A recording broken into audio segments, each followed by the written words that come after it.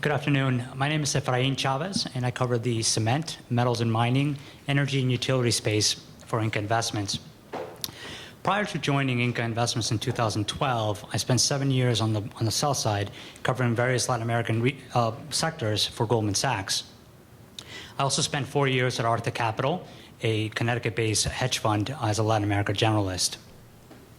I was born in Lima, Peru, and I spent the majority of my youth there before moving to the States with my family. I have a finance degree from the Florida State University. And the portfolio company that I want to focus on today is Cemex Latam Holdings, or CLH. CLH is the leading cement producer in the Colombian region. Its main countries of operations are 60% Colombia, 20% Panama, and 10% Costa Rica.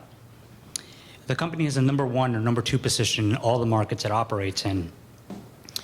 The CLH was partially listed in November 2012 by its parent Cemex, who currently owns 75% of the shares outstanding.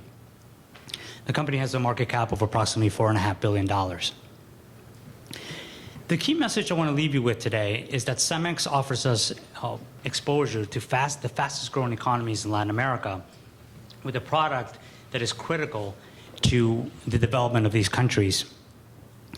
It has a strong, defendable business model, yet it's trading at an valuation that we find attractive on both an absolute and relative basis. As I referenced in my opening remarks, Cemex has exposure to some of the fastest growing economies. A weighted average of the GDP of these countries is growing at 4.9%, versus Latin America, which is growing at 3.7%, and developed market growth of 1.4%. Just to put this number into context, the combined GDP of these countries is approximately $550 billion, making it the 3rd largest economy in Latin America. I want to stress the importance of cement in terms of developing markets. I think we often view cement through a developed market lens and view it as a commodity versus its critical function that it serves in developing markets. As you will see in my next slide, the majority of cement demand comes from self-construction.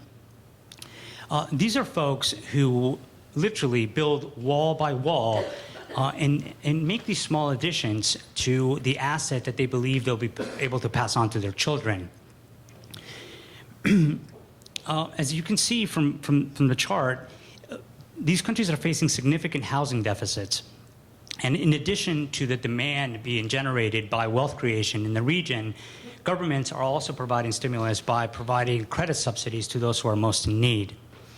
Last year, Colombia suffered a significant natural disaster that left many people without a home. And the government has responded by actually introducing a program that will give away 100,000 homes to those people who are most in need. This is on a base of approximately 140,000 homes that are built every year. So it's a significant step up. It was just in Colombia last week and traveling through the region, and I was really enthused by the progress being made. I actually had a chance to sit down with government regulators and cement companies and financial institutions, and they all gave very good progress reports in terms of the houses that are being delivered, and that this goal will be reached in 2014, actually in the first half of 2014. The second strongest part of demand really comes from infrastructure. And I'm sure many of you who have traveled to the region realize what an important factor this is for these economies. But I think it's important to emphasize that these governments also realize this, and that they recognize that the way for them to improve their competitiveness and at the same time increase potential GDP is through investments in infrastructure. Colombia has announced a significant increase, which will take potential investment, actual investments in infrastructure from 1% of GDP, or $3 billion, to 3% of GDP, to $10 billion. This is a significant increase. And one of the things that I wanted to highlight is that the largest percentage of this infrastructure spend will go towards road construction. This is a very cement-intensive activity. And actually, just to put some numbers into context, this will take 4-lane highways, we're currently approximately 2,000 kilometers, to 8,000 kilometers, which is actually a quadrupling of this amount. Moving on to CLH's industry dynamics, I want to highlight the fact that cement has very high barriers to entry, especially for those countries that have underdeveloped infrastructure. As you can see for the market share, CLH commands a strong position in a consolidated market, but I want to hone in on the high barriers to entry, and by looking at the cost structure, which, as you can see, transportation cost is 24% of all costs related to cement making.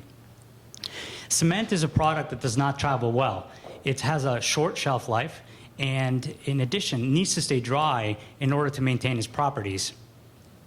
In addition, the value to weight ratio is actually quite low. So in one of the best examples that I love to give in terms of comparing cement versus other what people perceive commodities is in the copper market. If you take the end price of cement, which is approximately $180 a ton, versus $7,000 a ton in copper, it's very easy to, you can absorb the $25 of transportation in copper than it is to in cement. So it makes the radius in which cement is produced versus consumed much smaller. This is a natural barrier for these companies.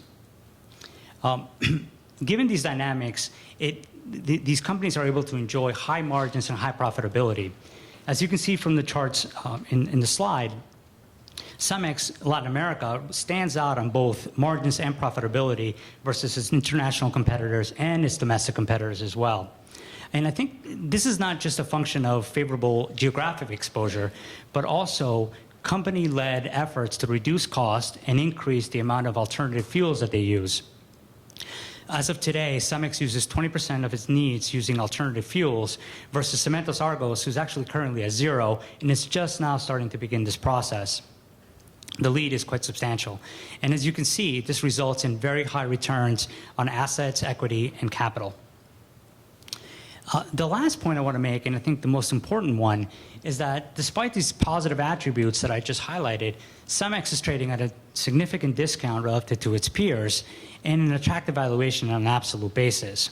So I want to reiterate the main takeaway for CLH shares, and that is that it offers us exposure to fast-growing economies with a business model that is strong, defendable, and has high profits.